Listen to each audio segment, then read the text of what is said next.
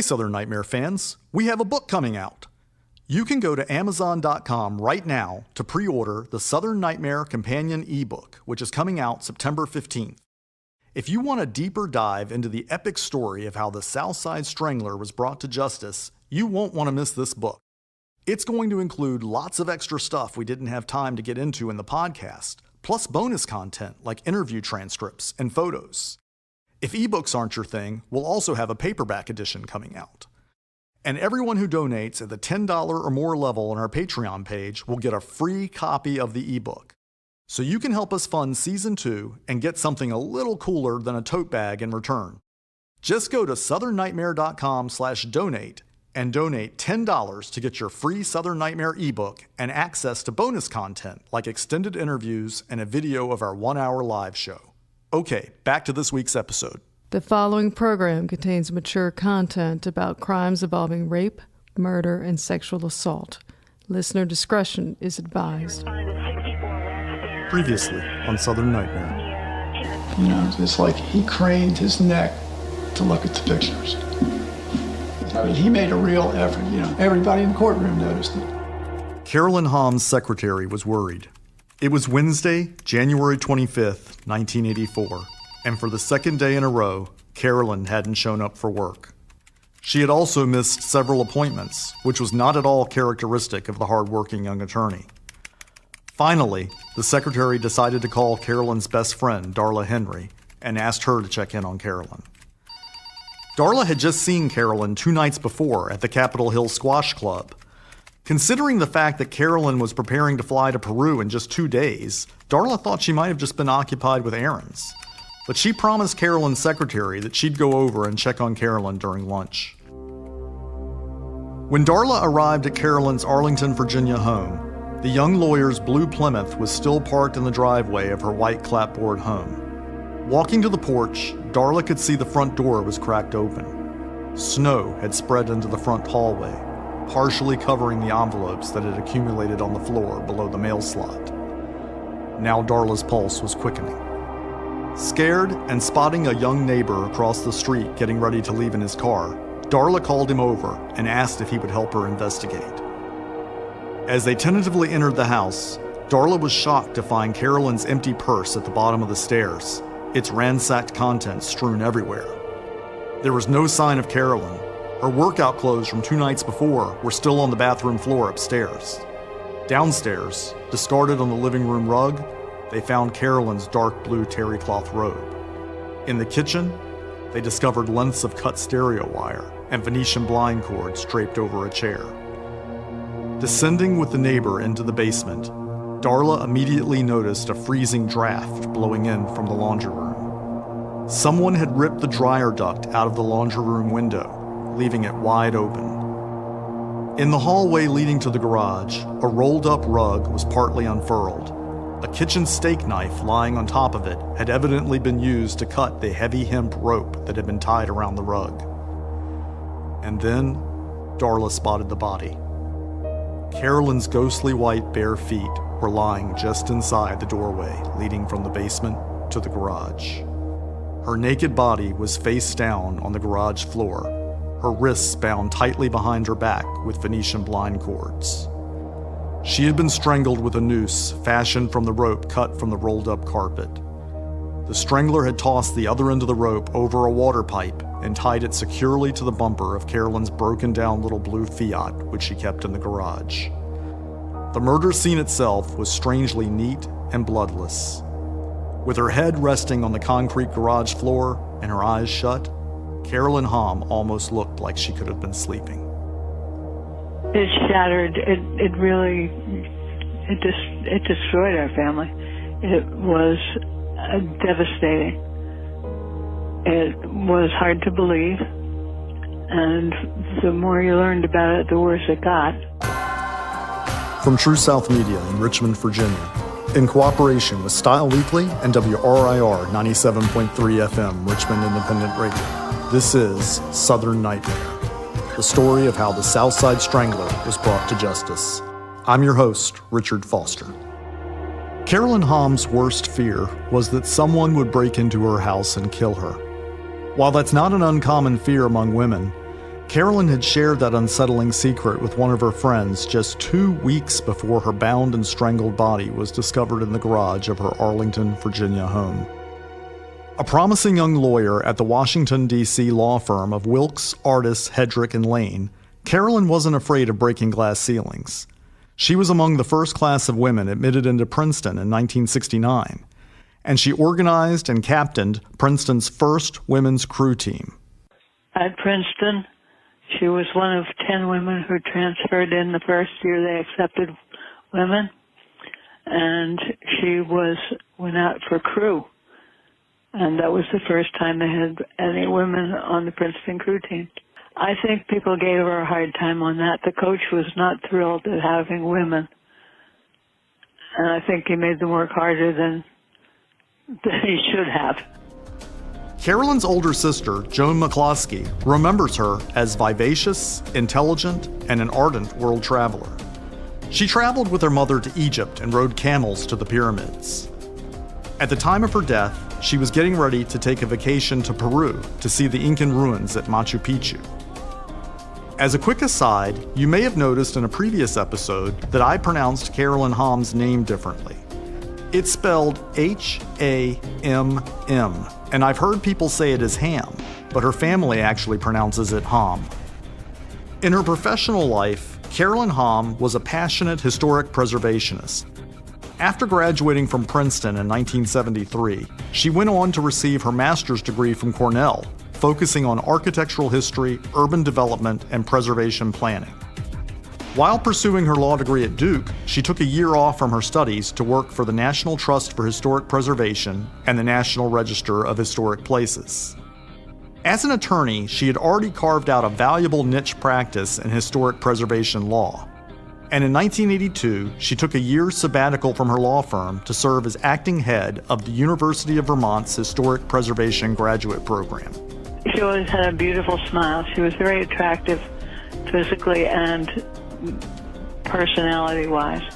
She was a perfectionist. She had excellent grades all through school. She graduated magna cum laude, but she worked hard for it. It didn't come easy to her, but she was very much interested in learning, fascinated with architecture and history. She took hundreds of pictures of things like old doorknobs and hinges and lamps and gas lights and things that I would just walk by, but she would categorize them and learn from them. She was very much into art history. Active and athletic, Carolyn Hamm dabbled in photography and pottery making, and also enjoyed jogging, horseback riding, skiing, and playing squash. She was a Beach Boys fan who also appreciated Vivaldi. Just 32 at the time of her death in January 1984, she might have gone on to become a law professor or to head up an historic preservation nonprofit. Instead, she would become the first woman to meet a cruel and brutal end at the hands of Timothy Spencer, the South Side Strangler. As you may also recall from past episodes of Southern Nightmare, Arlington County Police arrested David Vasquez, a mentally challenged fast food worker, for Carolyn Hamm's murder. But he wasn't the first suspect detectives looked at. Remember the young neighbor who helped Carolyn's friend Darla check on the house? Well, without any fingerprints or obvious suspects, detectives focused their attention on him, says retired Arlington County homicide detective Joe Horgus. Well, after about a week or so of not solving the case, Arlington police brought this kid in, and they interrogated him. And what do you think he told his family when he got home? They think I did it. Police think I did it. Well, lo and behold, what happens bright and early the next day? This guy's sister calls Arlington police to report, hey, I just want you to know that I was a friend of Carolyn Hamm, and I remember talking to her. She told me she was out sunbathing in the backyard, and she'd see this guy, Vasquez, who lived in the neighborhood, like a peeping Tom looking at her. In fact, she told police, she had seen Vasquez walking in front of Hamm's house that Monday night, just 2 days before Carolyn's body was found. Essentially, Horgus says, the sister was telling the police, "Don't look at my brother. Look at this other guy, Vasquez." David Vasquez had indeed lived in the same neighborhood bordering Arlington's 65-acre Barcroft Park. But he had moved away in May 1983, more than 7 months before Carolyn Hamm was murdered. David was 37 at the time of the killing, but with an IQ of around 70, he functioned intellectually at about the level of a 10-year-old child, depending on the situation. When Carolyn Hamm was murdered, David was living 25 miles away in Manassas, Virginia, where he worked as a janitor at a local McDonald's. He lived with his mother, Imelda Shapiro, a local phone company employee who went by the nickname Mel. Later, another witness, a retired Army colonel, would come forward, claiming that he too had seen David Vasquez in Carolyn Hamm's neighborhood on the Wednesday that her body was found. However, putting aside the fact that the Hamm murder has now been attributed to Timothy Spencer, there are other problems with witnesses saying they saw David Vasquez near Hamm's house that January. David lived 25 miles away, and due to his mental disability, he couldn't drive. His mother swore that he hadn't been outside of Manassas that entire week. And he didn't really have any friends who would have driven him back to Arlington, says family friend Julie Bennett Cook. Dave is one of the sweetest people you ever want to meet, and he was very childlike. David used to live in Arlington, but then he was living with his mom at the time. Now, how in the world could he have gotten from Manassas to Arlington on a bitter cold night, and he didn't drive? None of us could ever figure that out. Arlington homicide detective Bob Carrig was the lead investigator on the case. David Vasquez initially denied being in the area or having anything to do with the murders, but over several hours of interrogations, Carrig got David to confess to murdering Carolyn Hamm. However, Horgus and many others say there were serious problems with David's confession. They spent hours and hours with him. So, and there's transcripts of all this.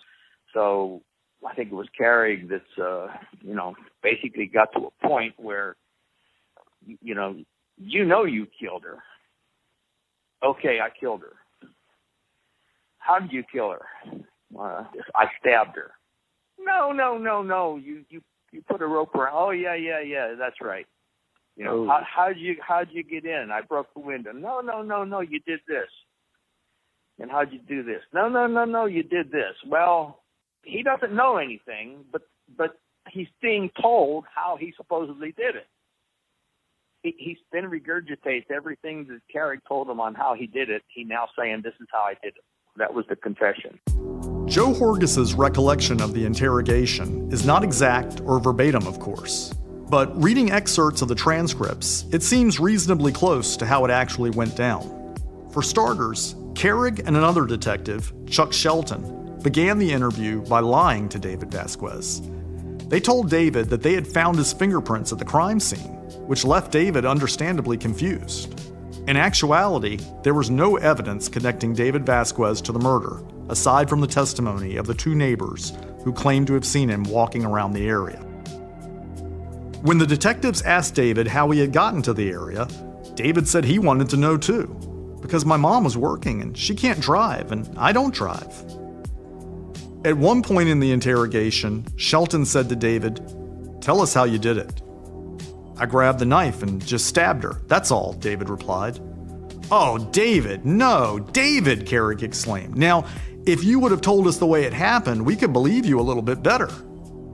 "I only say that it did happen, and I did it. My fingerprints were on it," David answered. "You hung her," Carrig said. "What?" David asked. "You hung her," insisted Carrig. "Okay, so I hung her," David parroted back. Later, the detectives asked David what he had used to bind Carolyn Hamm's hands. David helpfully offered that he had used his belt, but they told him no, try again. Then David said it was a rope, and then he changed his answer to a coat hanger. Finally, after several exchanges, a seemingly exasperated Carrig said no, it wasn't a coat hanger, it was something like a coat hanger. What was it? By the window. Think about the Venetian blinds, David. Remember cutting the Venetian blind cord? There's just absolutely no way possible any of us thought that David could have done that. David was a tiny little guy. There's no way he could have done what they said. And they really tricked him into confessing. And that was horrible. Given David's reduced mental faculties, police didn't think he had committed the crime on his own, explains Helen Fahey, who was elected as Arlington County Commonwealth's attorney a couple years after David Vasquez was arrested. First of all, David Vasquez was a small, slight individual. The confession was not a good confession, in part because of who David Vasquez was, the type of person he was. There were a lot of issues in the confession, and he confessed essentially 3 different times to the police. And there were inconsistencies and a lot of issues. He was borderline retarded and did not appear to be emotionally a very strong person. And the murder of Carolyn Hamm was obviously a planned, complicated murder. And when they ran the blood from the crime scene, it did not match David Vasquez. So the theory was that there must have been 2 people involved in the Carolyn Hamm murder, but they could never get Vasquez to tell them. Vasquez's own lawyer was reportedly convinced of his client's guilt after a physician injected Vasquez with sodium amytal, the so-called truth serum, and Vasquez still confessed to the murder. These days, however, the notion of truth serum has been discredited, and experts now believe the drug can actually influence the creation of false memories. But on the basis of this and David's other confessions, his defense attorney recommended that David enter an Alford plea. That's a plea in which the defendant doesn't admit their guilt, but concedes that there is enough evidence to convict them for the crime. David Vasquez was sentenced to 35 years in prison for the murder of Carolyn Hamm. And even though he had sincerely believed that David Vasquez was involved in the murder, Detective Bob Carrig didn't feel good about the outcome of the trial. Kid shouldn't have been in jail. He didn't have enough brains to come in out of the rain. But it was what it was. You know, I didn't stand up there and take the Alford plea. That's the sad part of the whole case. A sad day for criminal justice. I felt bad when he was convicted, or when he took the Alford plea. I felt bad for him. Southern Nightmare will return after this message. Hey, Southern Nightmare listeners. If you listen to podcasts and books on the go like I do, you need to try Audible. They're offering you a free audiobook download of your choice to keep with a free 30-day trial to give you the opportunity to check out their service. They've got over 180,000 titles to choose from, and you can listen on your iPhone, Android, Kindle, or MP3 player. True crime fans can't go wrong with one of my favorite audiobooks, Homicide: A Year on the Killing Streets. It's written by David Simon, who you might better know as the creator of HBO's The Wire. Back in the 1980s, when he was a newspaper reporter, he spent an entire year following the Baltimore City Homicide Squad. If you want to know what it's like to be a homicide detective, this is your book. To download your free audiobook today, go to audibletrial.com/southernnightmare. Again, that's audibletrial.com/southernnightmare for your free audiobook. David was incarcerated at Buckingham Correctional Facility, about 2.5 hours away from his mother, Mel. She had a daughter who died in childhood, and with David in prison, she was now all alone. It makes you want to cry, Mel told the Washington Post. They didn't put a man in prison, they put a child. The stress of knowing David had been wrongly imprisoned was too much on Mel, Julie says. The whole time that he was incarcerated, it just about killed his mother. There was many times at the phone company when she would just stand up and pass out. We had to call the rescue squad so many times for her. And I wish I'd kept his letters. He sent me the sweetest letters thanking me for taking care of his mom. That's all he cared about. It was really a horrible time. 4 years later, in 1987, at the Sue Tucker murder scene, Bob Carrig would remark to Joe Horgus that they'd seen this same type of murder before. It was Carolyn Hamm all over again. When Horgus started reinvestigating the Hamm case, he interviewed David Vasquez in prison, where he learned that David had been raped behind bars. Horgus quickly determined that David had nothing to do with the Hamm murder. And while Horgus was a great detective, he wasn't the most popular guy in his department. And telling his fellow detectives that they had put an innocent man in prison wasn't exactly something his coworkers wanted to hear at first. Well, it was a touchy subject because, keep in mind, I'm working with the guys that put him away. Horgus put together a rock-solid case, proving that Timothy Spencer had been Arlington's masked rapist, as well as the serial killer known as the Southside Strangler. And while it is now accepted fact that Spencer murdered Carolyn Hamm, the semen sample in her bathrobe was too degraded to test for DNA with the technology available in 1988.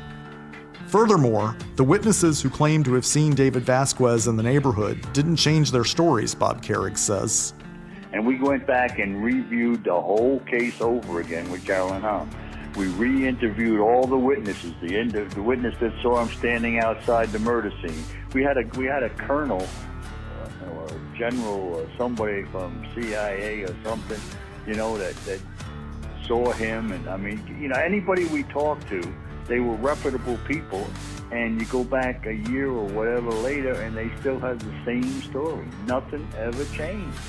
Do I believe Spencer did it? Probably so. But I can't prove it. They couldn't prove it, or else he would have been charged with that one, I'm sure.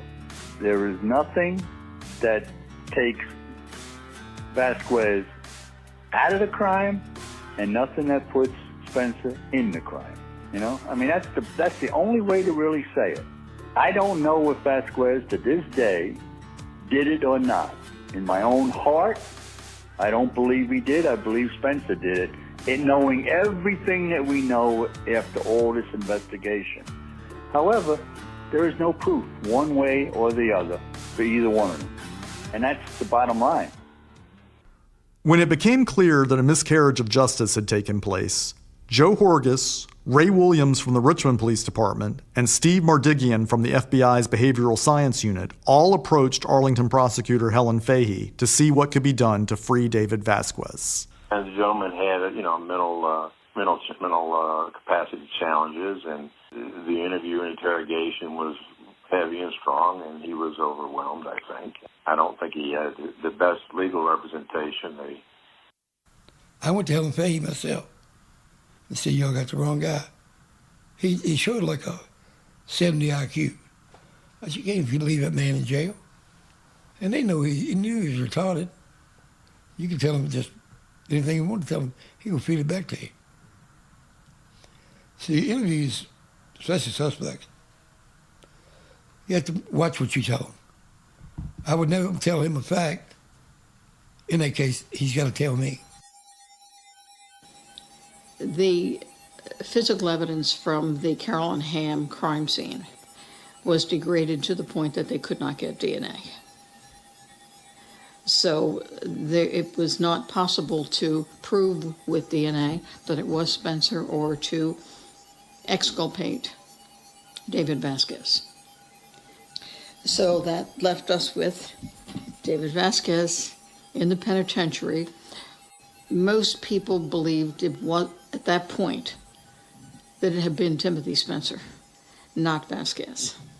But the evidence wasn't very convincing either way. Steve Mardigian with the FBI's Behavioral Science Unit worked with other FBI agents to put together documentation that would prove that Carolyn Hamm's murder fit Spencer's MO as a serial killer, and that it fit into the geographic and chronological pattern of Spencer's other crimes. The FBI's research would become part of an exhaustive 12-page clemency request that Helen Fahey would submit to Virginia Governor Gerald Baliles in October 1988. When it was all said and done, and we were able to link Timmy Spencer to 4 of the 5 homicides physically, forensically, DNA, unfortunately that opportunity didn't occur forensically with the Carolyn Hamm case. And there was a man in jail, but the similarities were so demonstrative behaviorally. what we did in the profiling unit was me and another gentleman that worked in the VICAP program spent a lot of time going through the particulars of all the crimes, all the homicides, all the burglaries, all the rapes. We did spreadsheets and picked out the salient points of each of the crimes. And from that, and I think this is where John Douglas may have participated some too, we constructed an opinion that the individual that was responsible for the Carolyn Hamm case would not have had the, let's say, the lack of intellectual capacity that David Vasquez did, and that the person that committed the other 4 crimes most likely was the person that committed the Hamm case. And we presented those findings to the governor at that time. And I guess it was months going through this. And I guess you know that Vasquez was ultimately released. On January 4th, 1989, citing reason and justice, Virginia Governor Belials granted David Vasquez a full pardon. On the day David was released, the jury selection process was beginning in Timothy Spencer's trial for the murder of Dr. Susan Helms. The Virginia legislature would later compensate David $117,000, which came out to a little more than $65 for each day David had been imprisoned. Retired Arlington Deputy Prosecutor Art Karp remembers that one of the Arlington homicide detectives had asked if he could personally deliver the news of the pardon to David. As a matter of fact, one of the things that really touched me was Harry came in. I remember he came in.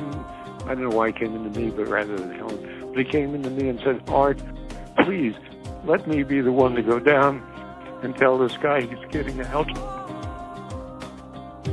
Oh yeah, I was there when David came home. I was at the house when David finally came home. We had a huge welcoming party for him. The news people were there. The homecoming was amazing. We were so excited. We were so happy. We had food. We had, it was a party. And there was, we were all thrilled. We didn't dwell on the fact that what had happened and where he was. We were just so thrilled that this had happened and that he was home. And Mel was just so thankful to that detective, as we all were, but she just would say all the time, if it wasn't for that detective, and her love for him was just amazing. Mel appreciated him from the bottom of her heart. I think that he was an amazing man. David had no ill feelings. He carried no grudges. I remember him saying, like I said repeatedly, they just made a mistake. Interviewed by the Washington Post shortly before he was released from prison, David said, "To me, it feels like a dream. It's just hard and all. It's been hard on my mother. She feels like she's been in here too." Asked about why he confessed, David said, "They pushed me. They put words into my mouth. I was repeating everything they were saying." Decades later, David still lived in fear that he would be falsely accused of committing a crime and sent back to prison. Not everyone celebrated David's pardon and release, however.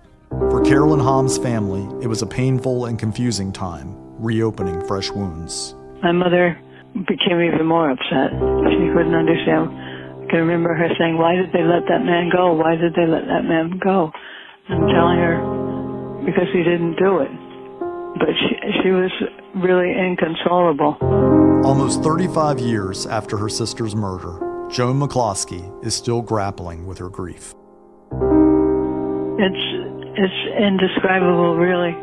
But for 25 years, I never told people who I was meeting for the first time that I had ever had a sister. I just didn't discuss it. Even with Spencer getting the death penalty, there was never any sense of closure for Joan or for her parents. They were never the same. My father was depressed and sort of turned inward. My mother struggled with it for a very long time. It took her a long, long time to come back to some kind of normalcy, but it was never the same. David Vasquez's mother may have been grateful to Joe Horgus, but she continued harboring a grudge against the other Arlington police until her death in 2006.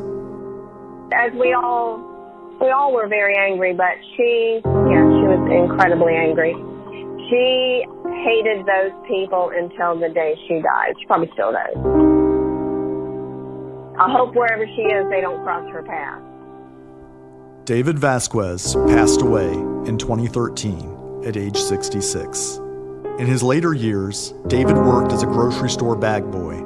He had been taken in by neighbors who looked after him following his mother's death. I think once his mama died, I don't think he really had much of a will to live. But he and his mother were very close, especially after he got out of prison. You know, she was his life. Next time on Southern Nightmare. A masked stranger came in that door, forcibly took me out of my home to the woods behind my house, where he robbed and repeatedly raped me.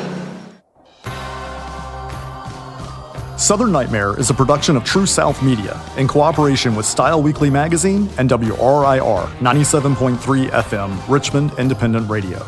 New episodes are released every Tuesday. It's recorded at Sound of Music Recording Studios in Richmond, Virginia. Our producer is John Morand. Original music by Daniel Davis. For exclusive extra web content, visit our website at southernnightmare.com. If you enjoyed this podcast, please make sure to leave a positive review on iTunes. It helps people find us. We'd like to give special thanks to everyone who gave their time to talk with us for this podcast and to you for listening. Pleasant dreams.